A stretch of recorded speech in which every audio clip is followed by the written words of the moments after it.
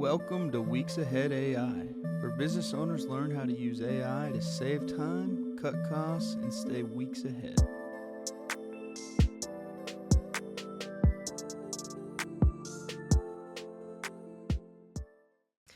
Welcome back to Weeks Ahead AI. This is Brad. We've got Terry and Mitch. I'm back.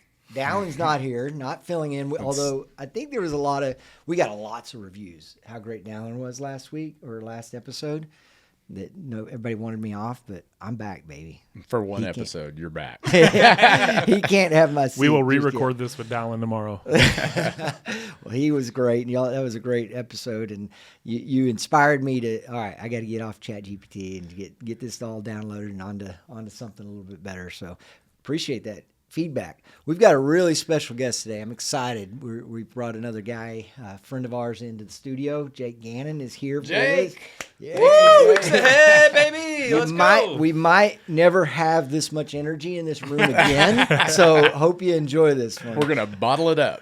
Tell us about Jake. Terry. Well, Jake has done a lot. Yeah. Jake just started a new company called Polarity Parking. So any of you yeah, we're a customer. So all you real estate guys out there listening who aren't monetizing your parking, Jake's got a solution really for you. innovative system. Thanks, guys. Give it a And if try. you're a user, you can't complain that it didn't work well enough for you to get your car in there because it's so freaking easy. Yeah, So easy. Thanks, man. He's also the mind behind 1116, where he's an advisor for startups and he builds experimental AI projects. He previously co-founded a company called Rhythm in the edtech space and had a successful exit in that. Very blessed. So yes. very capable. I don't even know how we got this guest here, but we're glad to have and he's you, Jake. digging. I'm glad to be here, boys. Thank you for having me. You're digging deep into AI too. So Yeah, we're going, baby. Yeah. We're going. So his nickname is Scaling Jake because all he does is wake up and scale businesses, right? So Jake, someone's been in a business for 10, 20, 30 years. They don't have AI right now. Where do they start?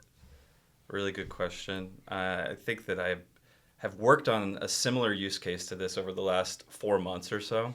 I have a really good business actually based here in North Texas that I can model this answer around. And I think that maybe some of you watching at the beginning might roll your eyes a little at what I'm about to say, but stick with me on this, okay? You got to go back to the basics, okay? I know that we try to get really fancy with AI. A lot of times people are scared of AI too at the beginning. A lot of fear typically approaches, like, what is this thing? I've just heard a bunch of rumors. You got to get in there. You got to use the thing, okay? I think that's really, really important. Start understanding how the actual models and their interfaces work. But when you're putting them to work for you and you're getting comfortable with them, what do you actually work on? What does that look like? Your objectives and your key results. What are your goals? What is your business actually trying to solve? I think one of the biggest pieces of advice that I could give to someone that's maybe 10 to 20-year-old business cranking out revenue, trying to improve things is how do we reorganize on what our goals are, where we are now, where we're going for the future, what that looks like regarding revenue, personnel milestones. And then from there, as you start putting pieces together on a table for that, you start understanding, am I too far away? Start understanding what it looks like that you need to actually use AI for. So start with the basics, guys. I would say, what are our objectives and key results for this quarter and this year? How do we use AI tools to start modeling together tables for that so we can have conversations and understand how we could use AI to build on our other initiatives or other objectives or key results. So start at the basics.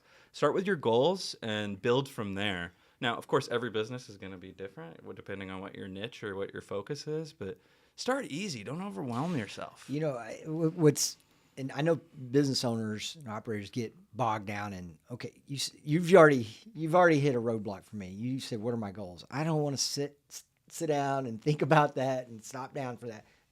How critical is it to know what your goals are and what you're shooting for, what you're aiming at? But a lot of business owners really struggle with that, just taking the time to really vet that and think about that. And just AI alone can help you through that process. Like, okay, that's a great place to start that you're saying there, Jake. Let's use AI to help us even do that part. Yeah, what are our goals supposed to be? How do we even know what these things are? any other businesses in our industry or for the services that we provide or the products that we offer, like what is a reasonable goal for where we're at? Use AI for that. Be vulnerable. I think that would be maybe my biggest piece of advice that I myself have had most success with on AI, even trying to inform clients, is be vulnerable. Don't think that this thing is going to steal all of your proprietary information and carry out Skynet nuclear war. It's not trying to do that, right? At the end of the day, it's going to be an agent and a force for you to act. So be vulnerable. Ask. If you don't know what your goals should be, of course, nobody wants to sit and spend 2 hours thinking through goals. It should be something kind of top of mind. Use the tool to be top of mind for you. That would be my recommendation. So, Jake, I have a question for you. You co-founded, scaled, and sold a technology business. With what you know today about AI, how would that have changed that journey for you? And by the way, maybe we should, some context. When did you start that business and when did you sell it? Founded it on Valentine's Day 2019. So I'm sure there were AI models that existed, but they were probably only internal to the businesses that were creating them. My partner and I, Josh, at the time, had no clue what AI offerings were. Did y'all trade gifts? Yeah, we trade gifts. Yeah, I like that. Valentine's Day. I could say this at the time, man.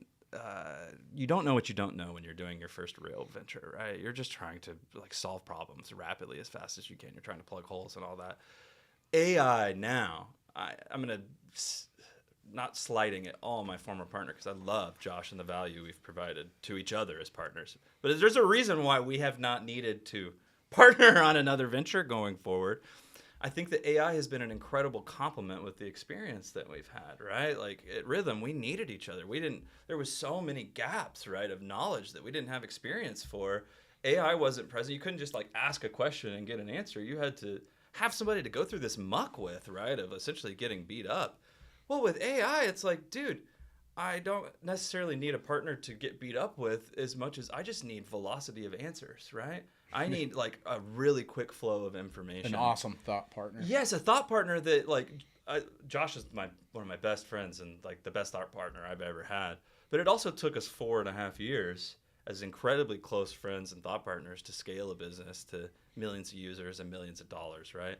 I am convinced that the time to launch, time to actually see revenue and to see growth, I mean, I cut it down to like 70% from what it was at Rhythm to Polarity Parking. It only took 6 months to build and see revenue versus it was about 18 months at Rhythm. So that's all because of the AI reliance that I've had, right? Yeah. So AI should make you stronger because you and Josh both had different skill sets, but you've each used AI to basically offset Each other. your strengths that you Yes. didn't have, and now you're both doing even bigger things. Yes. And we learned so Independently. much from each other during that of course our strengths naturally kind of rubbed off on each other. And we're still friends and we still collaborate and talk all the time. But yeah, I mean, like AI has said, well, from Josh's perspective, I would think like I learned a lot on selling from Jake at Rhythm. I know how to sell now. I necessarily don't need him as a revenue partner for this business, but I can use these AI tools to implement and supplement the things that I don't really know or I didn't learn from Jake on a revenue perspective at Rhythm. That's what I'm doing on the whole tech piece. From my side, from Polarity to any new projects I'm working on. Josh was the product and tech leader at Rhythm, right? I learned a lot from him. Well, now when we talk, it's more of a collaborative friendship approach rather than we got to solve this problem right now and figure this out. And there's no other like resource outside of the two of us. AI fills that gap for all those problems. Yeah. Sort of caught you up a bit. Yeah, it still does every day. But the vulnerability piece, I really want to like hit on this. You've got to be vulnerable with it. You've got to share with your models what you do and don't know. It's going to give you an output quality equal to the input quality you give it. Mm-hmm. Yep. When you're talking about AI, Jake, what tool are you using? What are you finding most helpful right now? You guys are gonna laugh at me, especially after the last podcast. I'm a ChatGPT guy. I love GPT's models. So depends on the business that you have, in my opinion. For Polarity Parking and my consulting companies, these are pretty general businesses, right? These are not like hyper specialized, nuanced businesses, right? So I feel like the information provided from ChatGPT would suffice. And honestly, I know that we got some haters on ChatGPT out there. In this room, you do. I know it's okay because they're still my friends. It's okay. But I can tell you right now, unless you're building something super specific, ChatGPT will suffice all of your needs from an AI model perspective on just getting started, learning the ropes, figuring out what you do and don't like. How memory works within AI models is very important, obviously. ChatGPT is really good at trying to understand memory caps without spending a lot of cash up front, too. So easy way to not break the bank, get familiarized with models in the process, and something that's easy to launch into that most people would be comfortable and familiar with. So if you've got a business stagnant right now, producing cash flow, maybe the owners got comfortable, but now they see AI coming to their industry, would you have them focus on marketing, sales, advertising with AI as assistance, or operational or financial? Where would you go first to really see the impact from AI? I would say operational first. It's really tempting to do the revenue stuff and the product stuff. I love selling, so I prefer to test that myself first and then inform models on how we can supplement that. But operations, again, is like where the bread and butter is of trying to understand, okay, what are our objectives and key results? What does that look like from a budget perspective? Are we staying on budget? What are our revenue goals that align to our budget and our objectives and key results? So I say always first start with the heart of the business, like what's running on a day-to-day basis, which is always operations and our operational understanding of where we are right now. Jake, one of the things I think about on operations also is bringing consistency to processes. The larger the enterprise, the more inconsistencies you can have. And to me, this levels the playing field, or potentially levels the playing field. Is just, I'm going to bring consistency to my organization, and AI can help me do that. The consistency piece is maybe the most overlooked piece because it kind of seems too good to be true at some points, I feel like, from how easy it is to be consistent with the model. But yeah, you're spot on with that. I agree. Well, I kind of want to go back to the tools thing, because when we were talking a little before we started recording, you mentioned how, and I know everybody feels this, that there's lots of AI tools and resource and things coming at you. They may be very general, like I'm hearing ChatGPT, I'm hearing Claude, I'm hearing Gemini, I'm hearing our favorite Copilot. No, not our least favorite. But anyway, I'm hearing all that. But also, I'm in this industry, and there's these 3 things that say that they've built something specifically designed for my industry. So this is all overwhelming. I don't know where to go. I give up. I mean, that's happening, right? And so maybe, again, back to just start with ChatGPT and just get started somewhere. But you can use these AI tools to ask about other AI tools also, right? And what their thoughts and preferences are on their industry-leading statistics or whatnot. I do that all the time. Is I use ChatGPT maybe as a base point, and then I'll say, okay, I've got something I want to automate or augment here that I don't really want to do myself anymore. Obviously, you can create a Zapier maybe, or you can even use relay.app to create those custom flows. But I use chat to say, teach me about the providers that I'm not aware of that do things better than you do, right? Yeah. So use the tools to ask about other tools, and typically they're really convenient on pricing. You usually have really flexible, maybe 2-3 week free trial periods. So you should have enough time to be able to figure out within a day or two, maybe an hour or two of working, if that new offering works for you. One that I personally really like, outside of Relay Hub, if you're watching this, you should get really psyched and pumped for Relay Hub. Part of what Terry was talking about, the consistency on operations, Relay Hub nails that. There is another AI product that has Relay in the name. It's called relay.app. It is a competitor to Zapier, actually. And I've used Zaps since 2019 or so. I've just moved over from Zapier to this Relay group because for my clients that I'm consulting, it's a lot easier for them to create agents and agentic workflows, really simple flows. Like I'm talking 2-3 data point flows, like nothing crazy, using Relay versus Zapier. So I think relay.app, if you're like, how do I hear about agentic workforces and agents, like what is this? How do I put it in motion? Zapier is probably the biggest in the industry that'll allow you to have the most maybe resources they've created to understand how that works, but the easiest to use is relay.app. So check that out. If you're a small or medium-sized business, you've got some open source software that you're using, you want to augment operations, sales, even personnel, whatever that is, check out relay.app. I would recommend it. So Jake, if I walked into your business today, so you have consulting clients, you have this parking thing that you're doing, you've mentioned some other things that you have coming up, so busy guy. Yeah. If I were to walk into your business today and take AI away from you, what does that do? Well, I go back to the Dark Ages. Is what I would say. We're back to the Stone Ages, boys. Encyclopedias? Yeah, I was about to say I'd call Josh back up and I would say, "Let's go, bro. I need you again. Like we're locked back in. These two brains need to mesh really well together." So I would be in trouble.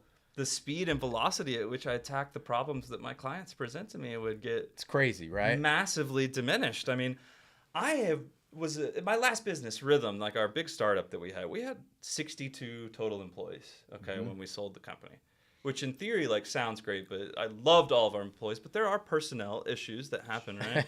So I really wanted to see the exact opposite side of the spectrum. I wanted to do micro SaaS.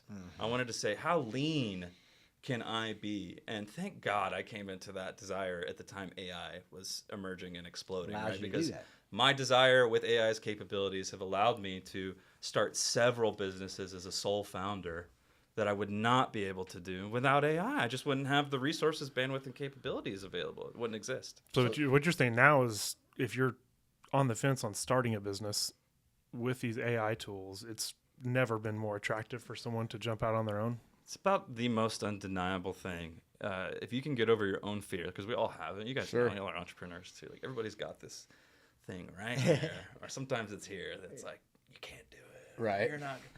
This is not the age to listen to that thing. Yeah. You gotta. That's maybe the first strength before you even get into AI. Turn that thing off. Learn how to turn that thing off, and dive in to things that are going to help you grow. There's never been a time in the history of humanity that we've known of, at least, that has existed where opportunity and availability of tools and resources has existed like right now. So I was listening to something recently. I shared with one of the guys. I heard Mark Cuban he was on a panel, and I think they were speaking to college kids, and he was really saying like all the fears that people have about AI and giving you, it hallucinates, it gives you bad information, it does all these things. I think his point was, look, you have access to an expert that I didn't have when I was your age. And sometimes your mentors, they hallucinate too. Yes, they give you bad information. So don't use that as an excuse. Right. You should be engaging this expert at all times. So just think about the economics of starting a business and how much it would have cost you to have advisors along the way. And you don't have to do that anymore. You can get enough information from an AI model to just get started. I think we're talking about a bigger topic here too. You just actually nailed it. I think it's discernment. Nailed it. This is the tool that we're all building. This is the skill that we're all building. Yeah. Is like, how well can we discern, right? Yeah. The tools present all this information. You've always had to discern from mentors or leaders, right? But like now, how quickly and rapidly can you discern? Yeah. How well can you set up an infrastructure for yourself using AI to discern based on your principles that you've taught it on, right? Yeah. So my ADD makes it really challenging though. Dude, me too, bro. I've struggled with it. I'm ADD too, so I But get you know, it. that was one of the things I picked up in the last episode that Terry said about why one of the reasons you came out of ChatGPT is your discernment, your experience, you can't just forget all that, right? And you started looking at it like, I don't like the answers it's giving me. I mean, it's giving me information and some of it's helpful, but I really don't like the way it's pointing me exactly, And so you wanted to find a new tool, right? Yeah. So discernment is critical in all this, If chat's not serving you guys, like you're gonna hit a ceiling with all of these tools, except for Relay Hub. You'll never hit a ceiling with Relay Hub because it's so sick. But you're gonna hit a ceiling, right? And discernment has to kick in again. I'll tell you when my discernment when ChatGPT kicks in. Whenever it hasn't happened to me yet. It happened once, like a year and a half ago. But I bought the higher level plan, so I haven't experienced this. But it's the memory caps, right? Yeah. When you hit a memory cap, that's your discernment moment. Yeah. Do I still want to keep using this product or not? I'm about to delete or enhance or pay more for this. Like, what do I want to do, right? Is this tool still servicing me? So use ChatGPT or an entry level tool to train your knowledge base and your skills up. And then if you're on a cheap plan, you're going to hit that memory cap relatively soon. Decide, hey, is this still servicing me at this point? And if not, hit up Mitch because he knows just about every single AI tool that Yes, exists. And he he can tell does. you one that would help. Right. Come, Mitch at Weeks Ahead AI. Go hit him up. Or Sydney at Weeks Ahead AI. Oh, Either yeah, one. Sydney, our new gal. Okay, I don't know, Sydney. Yeah. She's a bot, but she's great. She doesn't have. There's no picture of her, so don't even try. Okay, okay. Jake, what is what do you say to guys, owners, that are worried about maybe their clients or customers saying, "You're just using AI to give me an answer or to help me," or like I'm coming to you, Jake, for consulting, and all you're doing is going to ChatGPT and then spitting out an answer to me. What do you say to that? Because I think there's some people that are like, I definitely don't want my email to look like it just came from ChatGPT. But how do you answer that? I would say this model is me. I have trained this model. This model has learned from the information that I have put on it.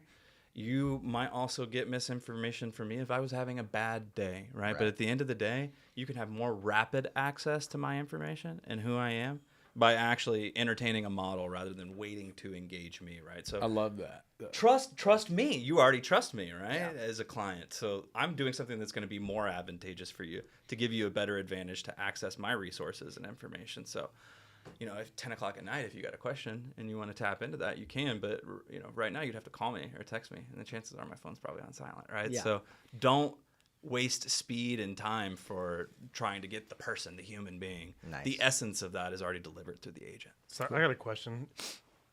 Some people I think are hesitant to get into AI, and they think that they're too far behind right now. What if someone's using ChatGPT or Claude or Grok? Weeks behind. At what level, percentage-wise, do you think they're actually utilizing the product right now, and how easy is it for someone to get caught up? Oh my gosh. Well, incredibly easy for someone to get caught up in what's going on now, in a good way. My competitors using AI, I feel like I'm so far behind. They understand how to use these ChatGPTs, Claudes, and Groks. 2 weeks, are you pretty much using it at the same level as them most of the time? Oh, I would say the learning curve is very small. I think that's what you're asking here. Is how long does it take to feel proficient within the tool? I mean, you're going to feel proficient within the first probably 10 minutes of using the tool. I think that all of these tools create, at least the chatbot ones, create a level of familiarity that we've all been already trained on. If you have been using technology since 1999 and you used AIM in any way, shape, or form, you're going to feel comfortable interfacing with these tools. So the learning curve, the proficiency curve, might take, depending on what your niche is and your skill set that you're using the tools for, maybe a couple weeks. But that's the real value here, is it brings everyone to an equal level of competition. How hard do you want to go on learning and using these tools? It's not time it takes to be proficient as much as how much time do you want to invest yourself. And how much more efficient does it make a business? I would say, considering I went from having to raise millions of dollars, hire 62 employees, do all that, to self-funding and being the only founder and only employee and seeing success, I think it's invaluable. I can't even put a figure on how much it improves or adds value to a business. If you're trying to get leaner, if you're trying to trim fat, which I think all businesses should be doing in this day and age, because that's the overarching message of AI ultimately is, this is not the fat and happy times. This is who can be leanest, and those people are actually going to be most fat and happy on the inside, right? So if you're trying to get as absolutely scrappy as you can be, these are the tools and the time for you to be able to do that. I don't really know any other way, shape, or form. If I can't convince you just by saying it's easy and you're probably already familiar with the model, then you're probably not an intrinsically motivated person that's trying to get out there and absolutely crush their business. So don't be afraid. Fear should never be a motivator for not doing something in business. I think that if you're afraid of doing it, you should do it and try it out and then see how you feel after. What do you think is the biggest risk to a business? I've sometimes heard people say this is a fad. We don't think that this will really apply to our business long term. What is the real risk to people who think that way, in your opinion? Depends on how good their network is, honestly. If they're high net worth individuals that are locked into a certain model or network, they might not ever need it. Now, what is that? 0.01%? Okay, let's talk about everyone else, okay? This is just like cell phones. This is just like cars 120 years ago. It seems really scary when it's happening. I remember when I got my first cell phone, my parents couldn't even believe or fathom. It was like a Nokia snake phone. Yeah, you know what I'm talking about? Oh, yeah. But they were like, whoa, what? This changes everything, It's that same kind of knee-jerk reaction. But the difference is this one's so personal because it has to do with livelihood, careers, money, and jobs, right? Now, think of it one way. There's a polarity that exists there. But those are just the marketers that are probably in control of those tools that are putting marketing dollars in play for normal people to feel that way. That's campaigning. That happens all the time. The reality is it's probably not that scary. It's probably not that bad. And at the end of the day, if you don't use it, you're probably going to be drastically left behind in the next 10 to 15 years. I'm going to go back to my phone adoption. Imagine 25 years ago, if you had never bought a snake phone, decided I never want to have a cell phone still, where would you be in 2026? You see the point, right? If you would have just been afraid and lived on the fear aspect. So the change is always going to happen in business. It's inevitable in life and in business, but you've got to roll with these changes, like REO Speedwagon says, and embrace it, right? Have fun with these changes rather than being afraid of them. I still use fax machines. Dude, why not? There's a movie that came out a year ago. It's a Glass Onion is what it's called. It's like a mystery movie on Netflix. Yeah. Have you guys seen that? It's about a tech billionaire. Edward Norton plays the billionaire. It's like a murder mystery movie. But the biggest takeaway I got from the movie was that this billionaire that lives on this island and all that, the only communication device that he uses for business is a fax machine. Yeah. And he's got one in every room of this 100-room mansion. I think our president does that too. I wouldn't be surprised. So, like, to say that, hey, if it works, it works. Yeah. Yeah. You guys know that too. Like, if you're operating a business, what works for you, your business and clients works. You know what you can augment or change. You've mentioned Relay Hub no less than 10 times. I love it, dude. And I can't love wait. that you're such an ambassador already. But we've talked about it on this podcast, kind of what we're building, what we're trying to build. It's still not quite ready for the masses, but you've seen behind the curtain. What do you think? Okay, I love what I've seen. I spent actually almost an hour with these guys before the podcast today just going through Relay Hub because I wanted to learn more about it. So there's so many different use cases. I'm going to talk through 2 use cases real quick that I liked a lot. I'm going to talk personally for myself, then one for prospective clients. I have a need for bandwidth, right? Like I have a lot of people reaching out to me for information, like either consulting or to help them scale things. Relay Hub would be an extension of my brain. I struggle right now with AI and agents on getting consistent results because they, like we've talked about on some of the hallucinations, right? Relay Hub does not pull in information from the broad internet, right? So I've got terabytes of Jake-related data on my computer that I plan to dump into Relay Hub and to start augmenting myself because I know my clients aren't going to actually be hallucinating. So that's like a one-man band approach, right? I want to talk about the mortgage industry second because I worked in the mortgage industry for 3 years. As an MLO, it is a nightmare trying to gather org-related information and then client-related information, marry the two informations together from a legal perspective to actually fund a loan from someone in a time to build a home. It's a nightmare. Relay Hub would allow both the analyst, or not both, all, the analysts, the mortgage loan officer, the processor, and underwriters to have complete and total control of their collaboration within the Relay Hub environment. That means if you have parameters on how you process or underwrite loans, all of that information is available at your fingertips within a moment, and it's not corrupted in any way, shape, or form. If you're at ABC Mortgage Bank, it's going to be completely pertained to ABC Mortgage Bank, and it's not going to be XYZ Mortgage Bank's information in Anchorage, Alaska, right? This is going to be hyper-focused on you and your organization. So if you need to drive results or gather information from a plethora of information that pertains only to you, Relay Hub is the perfect tool for that. So boom. We are going to recreate Jake. Yes.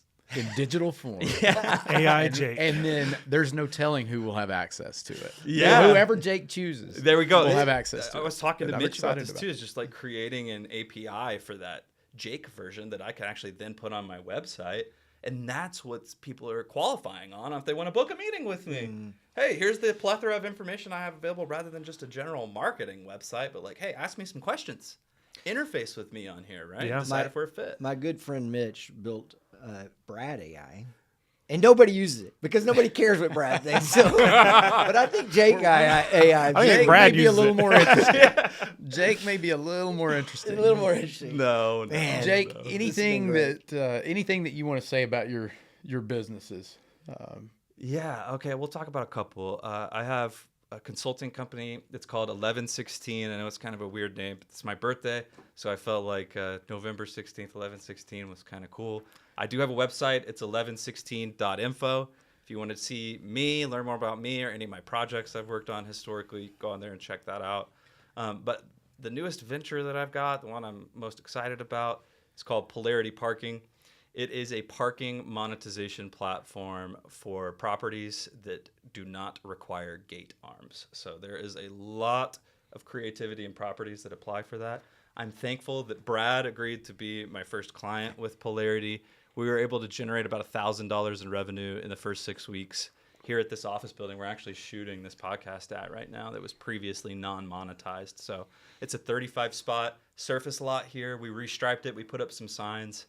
And we've been blessed to have a handful of power users that use this thing a couple times a week. There's one woman, I'm not going to say her name. I don't know if you've noticed this. She's parked here 14 times and paid. I love it. Allison Brockett. No, it's not. It's But actually, now she knows, okay, I can go there. There's going to be a spot. It's well, there's easy to get 4 in of and them out. that do power users that park here Love it.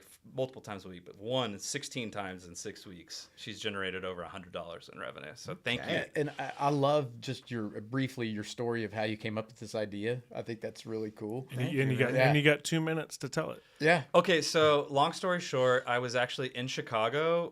Was like Christmas 2024, and I was staying at a really nice hotel with my wife. And I'm so cheap. I was like, I'm gonna stay at a 5-star hotel, but I refused to pay $120 a night to park off of Michigan Ave. I don't think that's cheap. I think that's smart. Okay, thank you. Most people would be like, dude, you're so cheap. Why don't you just do it? So I was like, no, I'm going to go walk in the freezing cold off Michigan Ave and find somewhere to park this car. So I ended up finding a gravel asphalt lot, and they were charging $25 a day, paper tickets, but it was a full lot. Yeah. And I started realizing, okay, this is how I want to use AI. Yeah. I want to solve these types of problems for real assets that have real potential, that are never going to go away. How do I rethink this problem set, solve this problem differently, and put more money in the pocket of these property owners? And now AI allowed me to go to market and achieve product market fit and post revenue, not even 6 months from like concept inception, design, and like launch of the business. So from idea to actual launch was about a year. From design to launch was 6 months. And the entire design process was done using ChatGPT's agent. I just built HTML prototypes and gave them to my coders, and they completely knew what to build. So Man. That's crazy. yeah, y'all, AI, that's the power there, though, for real. From thought to concept, if you really want to do it, it doesn't even have to be. It could be 3 months probably now. Or maybe even, y'all probably know how to do it in 3 weeks. They're better than me. Y'all should listen to these guys while they have the podcast. But outside of your coding partner, nobody else involved. Zero. And my coding partner is one of my best friends from college. We're fraternity brothers. Really blessed to have that relationship too. But yeah, that's part of it too.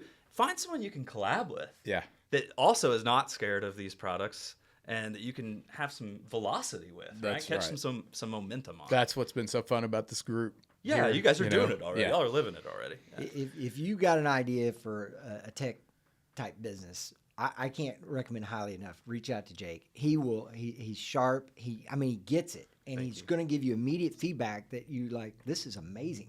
I mean, you told us about one that's like he totally pivoted his business and because of something you told him, and I'm sure it's working for him. So 1116.info. Reach out to Jake. Get connected with him if you're looking for some consulting type. Thanks, Brad. Some ideas there. Thank you. Appreciate you joining us today, Jake. This has been fun. Yeah. Thanks for having me, fun. guys. I love hanging out with you guys. I love collabing and just being friends. So I can't wait to support the podcast and Relay Hub. Yeah, we'll have you back on in a couple months after you've really been in Relay Hub, and now you're like, okay, here's what the real scoop is. Let's do it, boys. Hey, y'all, for real though, if you're watching this, check out Relay Hub. I like to be hyped on stuff. Obviously, I'm that kind of guy.